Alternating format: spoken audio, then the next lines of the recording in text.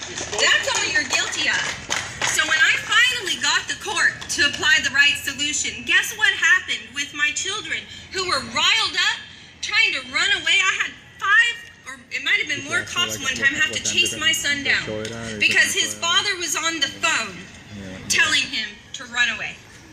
And you know why I know he did it? He accidentally submitted that tape in his discovery to court.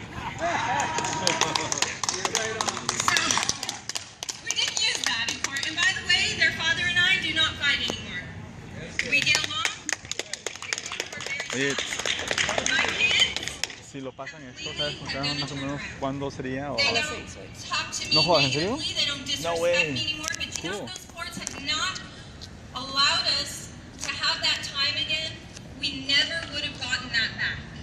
Es en el canal 19, ¿eh? They would have continued to believe false things about their mother. Things they were being told, like I was bipolar, which isn't true.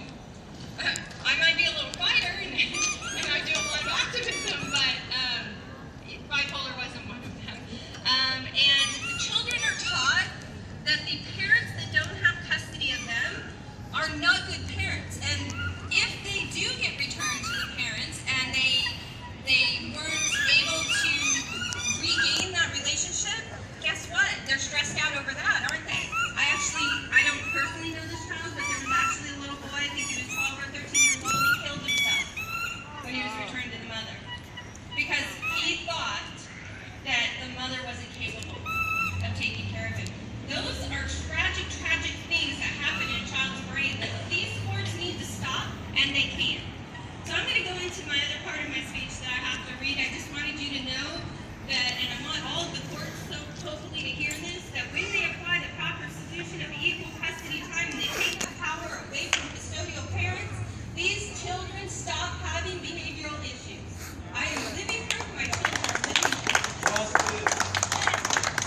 Precisely. This is why we have a constitution. Yeah. It protects us from abuse of power. That's right. Every day at the hands of these courts and these judges. And if any judge tells you they're using best interests, you tell them this country is not socialist. Yeah. Okay. So let me start off with get my speech here. Honor, integrity, and accountability. All of us here today no longer associate these with the family courts. What a tragedy to stand here today in America and say this. Shock, destruction, and loss, and devastation, those are all things that I felt and my children felt. Every one of us here has either lived this or knows someone who has. This is what's bad for America.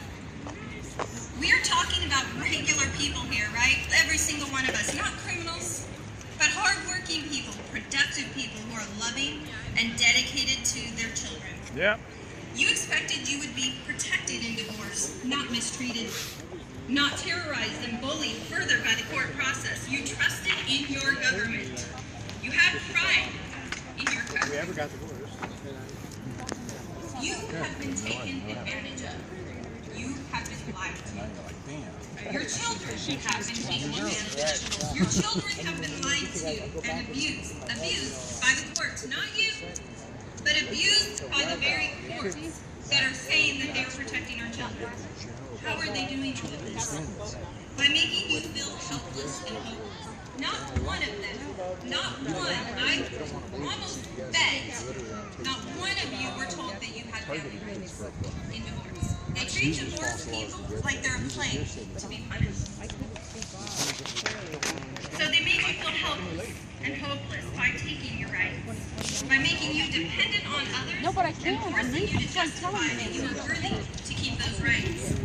By making you believe that they grant these rights to you, which makes you focus. You focus on the wrong solutions. You think you have to prove that you're a good parent or a better parent. You all thought the courts were there to protect you from being abused by the process, but instead, they have helped the other parent abuse you and use you and steal your child out of your life. It's no wonder so many people call it the worst kind of human trafficking or child trafficking. I believe divorce court called it the American way, right? The American human trafficking. Last vestige of lawlessness. Yeah. Tie that to Title 4D child support, alimony, costly burdens to try and prove you are worthy to remain part of your child's life. To remain in your child's life, something you were promised as a protected right, or you believed to be your right and your child's right. But instead, they tricked you. They hijacked your life with incentive and permission of federal government mandates. No wonder you feel lied to. No wonder you feel unprotected in this system. The federal government has lied to you. They told you this is a state issue. I know many people that have written to their federal representatives and they get letters back. I personally have received them back that say this is a state issue. Well, I'm here to say, John Cornyn, it absolutely is not a state issue because you stuck your federal nose into it. Get the hell out. If you're not going to help us take our rights back, get out of our way. Sorry, I lost my place there. It's okay.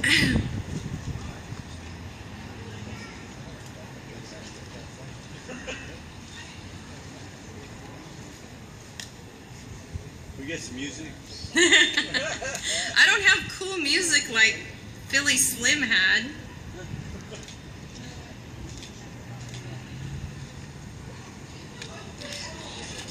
Some of them have convinced themselves that they are protecting children. Protecting children from welfare, protecting children from divorce, protecting children from a parent who might use a child to get back at the other parent. Yet their policies do the opposite. Title 4D is driving the parent into poverty and bankruptcy and driving parents to alienate a child and destroy the other parent, driving children into negative behaviors, drinking, drugs, teen pregnancy, and dropping out of school, and continuing the alienating cycle. How is that the best interest of our child? Prison. And then the children learn to continue the alienating cycle.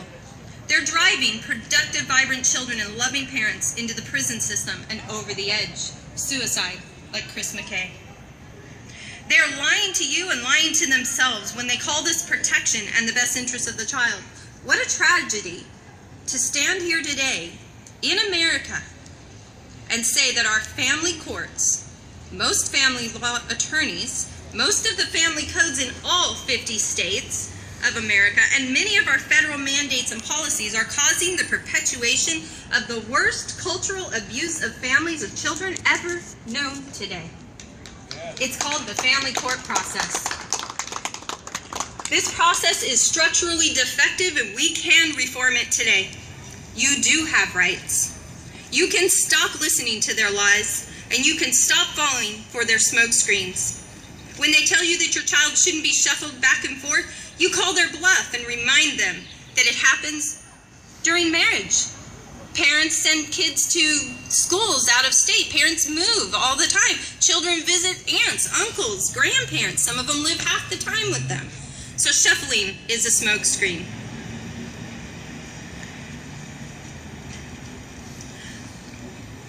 You tell them that the case law says that that is not something the government should consider harm or something warranting the trigger of the protective arm of the government.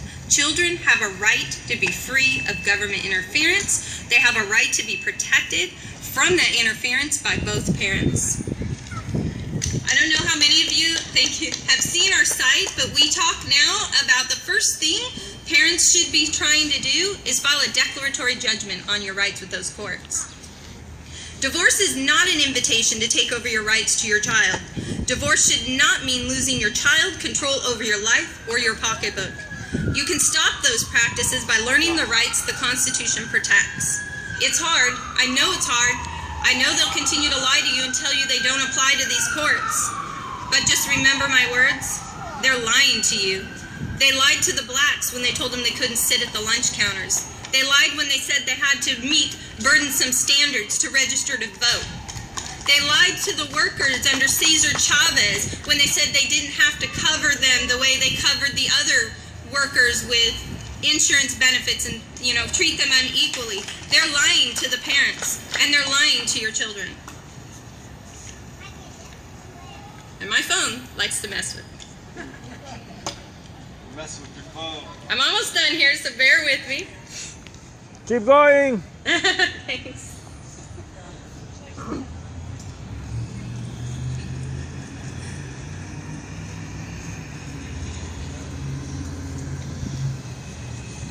I know, okay, so I finished with you can stop those practices by learning the rights the Constitution protects. I know because I intuitively fought the court's notion that they owned my children, that they had the right solutions. One by one, you can each make a difference, like I did too. It's scary. They'll threaten you with things, but you know what? When their threats of jail no longer hold any fear in your heart, in your life, in your mind, and your children mean more to you than their threats, they no longer have power over you. They knew this with me, and I prevailed. It took me 1.5 years to stop the cycle. My children had been moved from Texas to here, California, and I got them back. And I share them as equal as possible with their father. Their father lives here. I made sure that he had the entire summer. Not splitting the summer, I wanted him during school time. He has every weekend that's more than 2 days, if he wants it. It's costly to fly them, so he doesn't fly them on the 3- and 4-day weekends, but if he comes into town, I say, have him. He gets every holiday, every spring break. I do not make him split any of that, because I have them the other time, and I wanted to make it as equal as possible. You know why? Because I love my children, and they deserve to have a relationship with both parents, and I knew that they had a loving one with him, even though I didn't.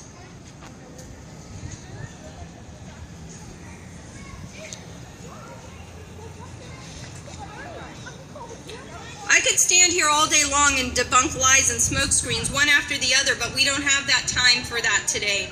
We don't have the time to do it right here, right now, but you do have the time to do it yourself.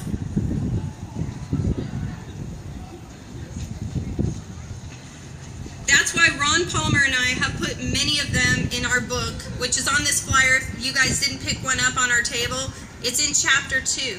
And it's called The Wrong-Headed Thinking of the Courts. So if you want to learn how to argue through the example, like that example that I gave you about shuffling back and forth, we have all kinds of examples in there. So you can learn how to overcome their objections. I want to read one more thing to you. You can if you want to speak some Spanish, because there are people going through, so I never know. That's why I tell people. Let me just grab it here.